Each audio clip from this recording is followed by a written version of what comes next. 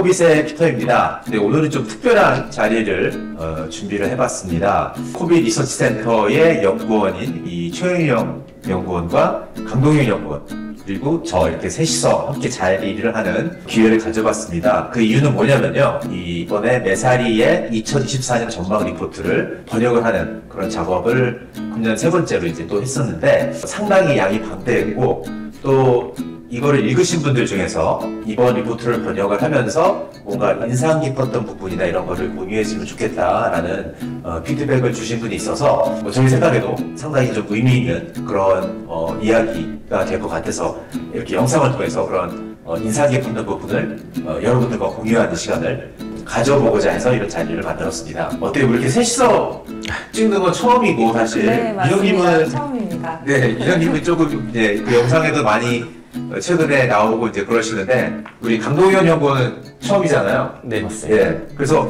아마 보시는 분들 중에서는 누군지 잘 의외하시는 분도 있을 것 같아서 간단하게 한번 자기소개를 좀 부탁드려도 될까요? 안녕하세요. 저는 이제 코빗 리서치 센터에 23년부터 합류를 하게 된 강동현이라고 합니다. 코빗 유튜브도 굉장히 많이 참고하고 시청했던 시청자였었는데 이번에 이렇게 영상을 찍는 입장이 돼서 참 영광이라고 생각합니다. 어때요? 카메라 앞에서 이렇게 쓰니까 좀 긴장됩니다. 목소리가 긴장된 것 같은 네, 약간 그런 느낌인데 예, 저도 옛날에 처음 유튜브 할 때 그랬습니다. 네. 그러면은 일단 이 리포트를 대해서 얘기하기에 앞서서 메사리와의 협업에 대해서 조금 이야기를 하는 시간을 가져보고자 합니다. 저희가 이제 코빗 리서치 센터가 출범을 한 게 2021년 11월이었고요. 당시에는 이제 저랑 오늘 함께하지 못한 김민승 연구원하고 이렇게 둘이서 기존의 그 사업개발팀에서 떨어져 나와서 이제 리서치 센터를 만들기로 했고, 이제 그때 이제 전략적으로 미국에서 크립토 리서치를 이제 주도적으로 많이 하고 많은 사람들이 이제 참고를 하는 이 메사리와 협업을 해서 이제 메사리에서 나오고 있는 그 양질의 리포트를 이 한국에 있는 가상자산 업계에 계시는 분들과 이제 공유를 한국어로 하면 좋겠다는 생각하에 협업을 맺었고요. 그래서 2022년 크립토 전망 리포트를 처음으로 이제 저희가 번역을 시작을 한 거죠. 근데 당시에는 윤호님도 조인하기 전이었어요. 네. 윤호님이 2022년 1월부터 입사하셨으니까. 혼자. 네, 저 혼자 그 당시에는 160페이지 정도 리포트였는데, 네, 아주 죽을 맛으로 제가 번역을 혼자 했습니다. 해가지고, 첫 번째 그 메사리 전망 리포트가 한국어판이 나갔던 거고요. 2022년 초에. 네. 두 번째 리포트는 이제 분담을 해서 이렇게 했던 거죠. 그리고 이번에 세 번째 리포트는 저희가 같이 공동작업으로 이렇게 번역을 하게 됐습니다. 근데 이제 이 리포트가 굉장히 방대하고 다루는 내용도 많고 그리고 이 표현법도 사실 이게 라이언 셀키스의 굉장히 어떤 개인적인 수필 같은 형태잖아요, 기본적으로. 네. 그리고 영어의 구어체 이런 표현이 너무 많았죠. 맞아요. 예, 되게 구어체이고 또 뭔가 미국식 유머도 많이 담겨져 있고 그래가지고 굉장히 어려웠는데 이 라이언 셀키스라는 사람에 대해서 좀 한번 또 짚어보고 넘어가고 싶다고 저는 생각을 했어요. 왜냐면은 이분은 어떤 개인적인 굉장히 손이 많이 가는 그런 글이라고 생각이 되는데 이분은 이제 원래 DCG에서 일을 했었더라고요. 보니까 DCG이기 전에 이제 베리 실버트가 이제 DCG의 수장인데 그분은 원래 세컨드 마켓이라는 이상장 주식을 거래하는 플랫폼을 운영을 하다가 이제 크립토에 눈을 떠서 DCG라는 회사를 만든 거죠. 그러니까 굉장히 초창기에 라이언 셀키스가 거기서 같이 일을 했더라고요. 그래서 이제 코인데스크를 당시에 만들었고 거기에 아마 뭐 편집자인가 뭐 이런 포지션으로 라이언 셀키스가 일하다가 그러다가 이제 나와가지고 메사리라는 회사를 2018년에 설립을 하고 그러니까 진짜 크립토의 오지 중에 하나라고 얘기를 할 수 있을 것 같고 이 크립토 산업 정책에도 굉장히 많이 관여를 해서 뭐 워싱턴 DC에도 많이 왔다 갔다 하면서 정책적인 면에서도 굉장히 많은 영향력을 행사하고 있는 그런 인물인 것 같습니다. 어쨌든 이제 그런 의미에서 굉장히 크립토 산업을 되게 하이 레벨에서부터 로우 레벨까지 아주 잘 이해를 하고 있는 그런 사람인 것 같고 이제 그분의 어떤 관점이 굉장히 많이 녹아져 있는 뭐 그런 리포트라고 할 수 있는 것 같아요. 너무 저만 지금 오래 길게 얘기를 했는데 그러면은 이게 우리 공동작업이었으니까 다들 그 리포트에 담당 부분이 있었고 그 부분이나 이렇게 번역을 하면서 뭔가 인상 깊었다고 느꼈던 부분을 돌아가면서 좀 얘기를 해주시면 좋을 것 같은데 일단 우리 최연구원님부터 네. 어떤 부분이 인상적이었는지 한번 좀 말씀해 네. 주시죠. 일단은 먼저 스테이블 코인이 올해 많이 성장할 것이다라고 말을 했고요.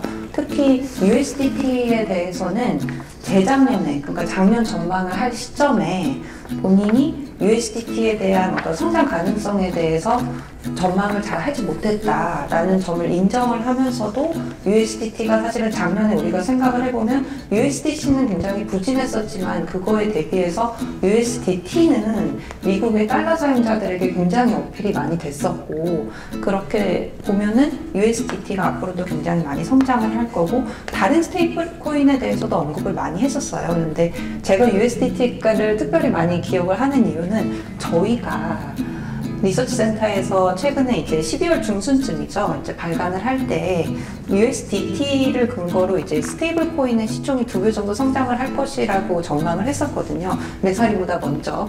그렇기 때문에 그 부분이 굉장히 기억에 남았습니다. 그래서 그 부분을 직접 이제 그쵸, 해주신 이제 센터장님께서 간단히 말씀을 해주시면 너무 좋을 것 같아요. 네네. 그 스테이블 코인이 이 블록체인의 유스 케이스 쓰임새에서 누구도 부인할 수 없는 이제 킬러 앱이라고 생각이 되고, 2023년 전망을 할 때 이게 성장을 할 건데 USDC가 USDT보다 더 성장할 거다 이렇게 예측을 했다가 결과적으로 그 예측은 틀렸죠. 그런데 스테이블 코인이 성장세가 계속 USDC보다는 테더가 주도를 해서 쭉 성장을 한 그런 한 해가 2023년이었던 거고, 2024년도 어떤 그러한 추세를 계속 이끌고 가면서 뭐 이번에는 USDC가 뭐 더 커질 거다 뭐 이렇게 예측은 안 하고 있지만은 전체적인 스테이블 코인이라는 그 그룹 자체가 이제 예측 당시가 12월 중순이었는데 그때 기준으로 한 2배 정도 시가총액이 2천억 달러를 넘어가는 수준이 될 거라고 이렇게 저희가 이제 12월 중순쯤에 예측을 했었죠. 네. 그리고 비트코인의 어떤 정치적인 수혜, 그러니까 정치적인 수혜라는 부분은 다시 구체적으로 말씀을 드리면 정치적으로 불안정한 국가 같은 경우 좀 정치적인 상황을 이제 발전해 나가는 과정에서 아무래도 비트코인의 탈중앙화적인 성격 이런 부분을 그들의 어떤 도구, 수단으로 이제 이용할 수 있기 때문에 그런 과정에서 비트코인의 수혜를 받을 수 있다. 그래서 어떤 예로 이제 셀피스가 언급을 했는데 아르헨티나에서 어떤 경제학자 출신이 중앙은행 폐지를 공약으로 해서 진짜 선거에서 승리를 했다고 얘기를 하더라고요. 그래서 그런 부분도 사실 비트코인이 이제 뭐 어떤 수혜를 입을 수 있다. 근데 우리도 사실 이번 전망에서 말씀을 해주셨잖아요. 네. 증거국가의 비트코인 수용에서 맞습니다. 말씀을 했기 때문에 어떤 이런 논리로 봤을 때는 사실 비슷한 논리면서도 살짝 조금 더 정치적인 면으로 조금 더 부각을 한 게 아닐까라는 면에서 좀 기억이 남는 것 같습니다. 네. 사람들이 비트코인의 쓰임새에 대해서 생각을 할 때 각자의 제한적인 일상을 기준으로 안 쓰이니까 네. 뭔가 쓰임새가 없는 거다. 투기 외에는.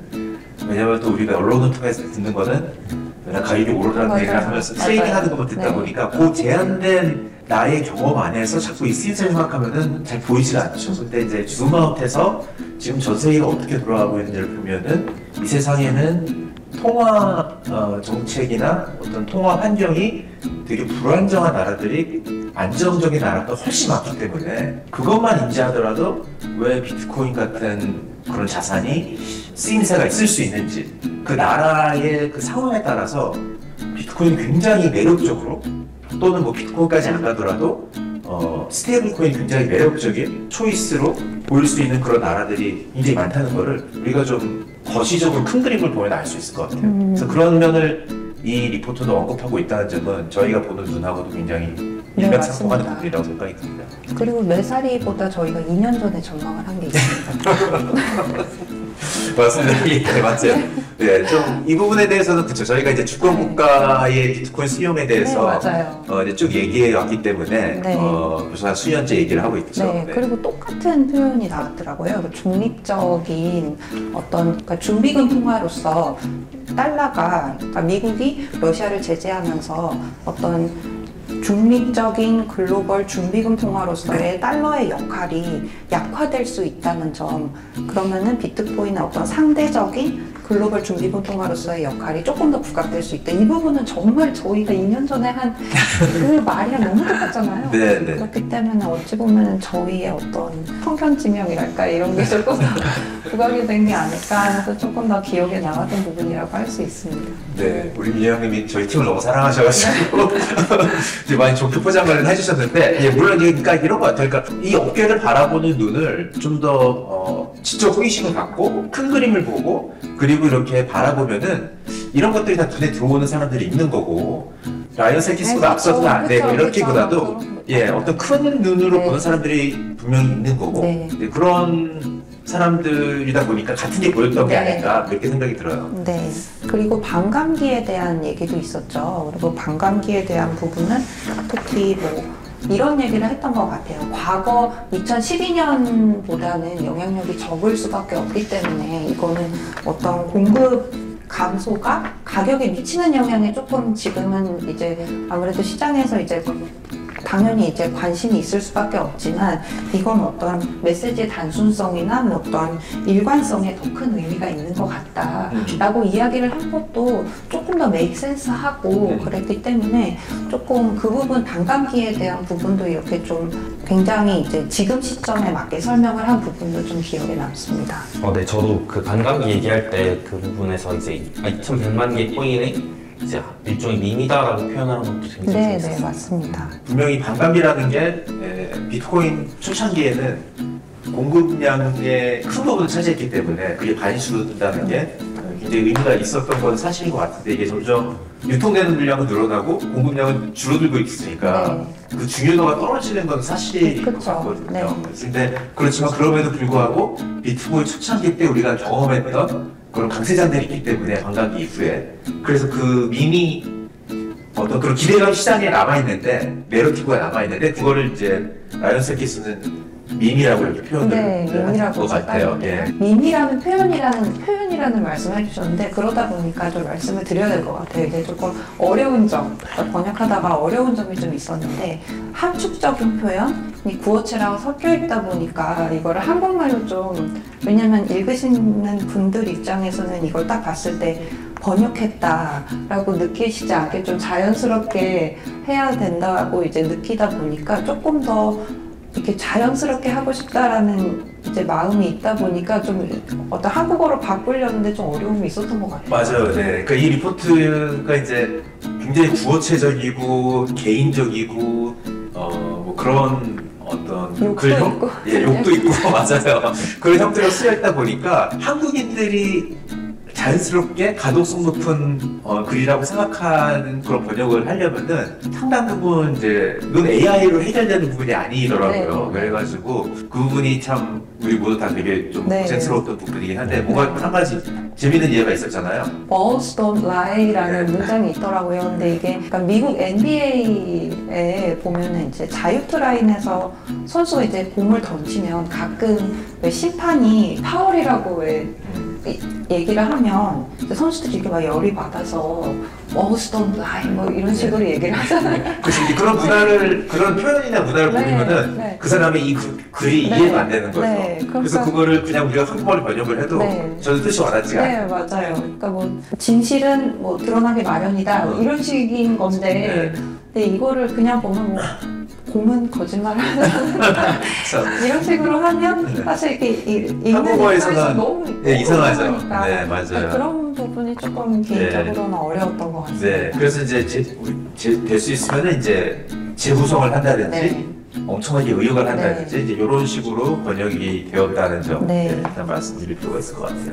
더 추가적으로 그리고 인상적인 부분이 제가 맡았던 부분이 좀 정치적인 부분이 꽤 많았던 것 같아요. 그래서 초반에는 이렇게 아예 그냥 대놓고 얘기를 하더라고요. 이거는 이 섹션 같은 경우는 정치적으로 중립적인 글이 아니다.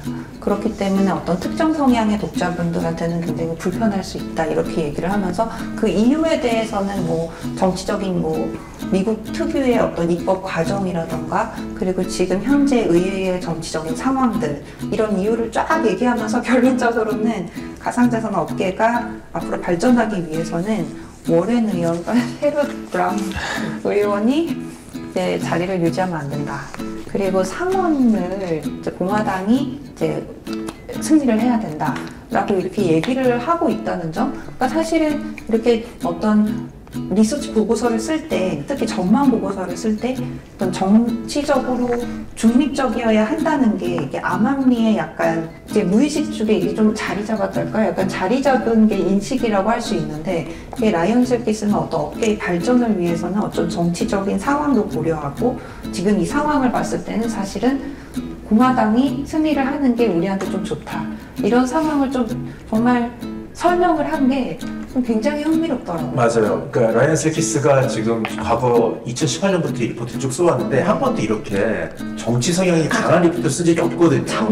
작년에도 그러지 않았어요. 근데 이번에 굉장히 정치적 편향이라고 그럴까? 굉장히 강한 어떤 글이 나와가지고 저도 조금 놀랬고 좀 안타까운 상황이긴 해요. 왜냐면 이 크립토라는 사업이 정치적 성향을 떼야 될 이유가 하나도 없는 분야인데 미국의 민주당이 이걸 정쟁화하는 바람에 이게 뭔가 정치적 이슈가 되어버렸거든요. 사실 이게 우리 생활에서 한국에서도 가끔 좀 많이 보는데 정쟁화해야 될 이유가 전혀 없는 거를 정쟁화하는 이러한 현대 정치 어떤 진행 방식이 좀 안타깝다는 걸 느꼈고 이게 한국이나 미국이나 좀 비슷하다 이런 걸 좀 느꼈고요. 근데 이분의 분석이 맞는 것 같긴 해요. 아까 뭐 초반에도 말씀드렸지만 최근에 이제 라이언 셀키스의 트위터나 이런 거 보면은 워싱턴 DC에서 굉장히 많은 시간을 보내고 있고 많은 사람들과 얘기를 하고 있기 때문에 어느 정도 분석에 일리가 있다고 생각을 하고 그렇죠. 엘리자베스 워런 특히에 대해서는 저희가 번역을 안 한 부분이 있잖아요. 일본 때. 그러니까 너무나 길다 보니까 시간상의 어떤 그런 제약도 있고 해서 일부는 안 했는데 안 한 부분 중에 하나가 이 가상자산 업계의 중요한 사람 탑10 인물 거기 안에 엘리자베스 워런을 넣었어요. 보니까 그러니까 중요한 게 이분이 뭐 크립토를 좋아해서 중요한 게 아니고 되게 영향력을 지금 발휘하고 있기 때문에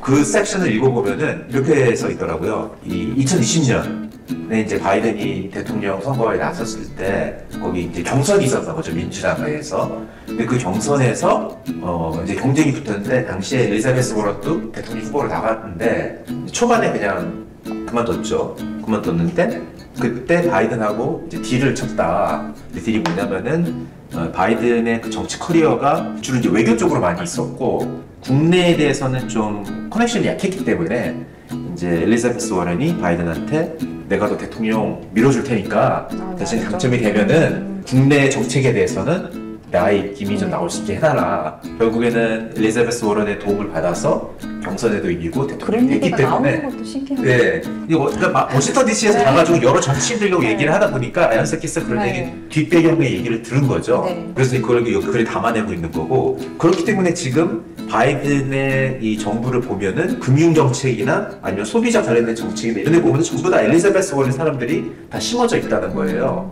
게리 겐슬러도 그 중에 한 명인 거고.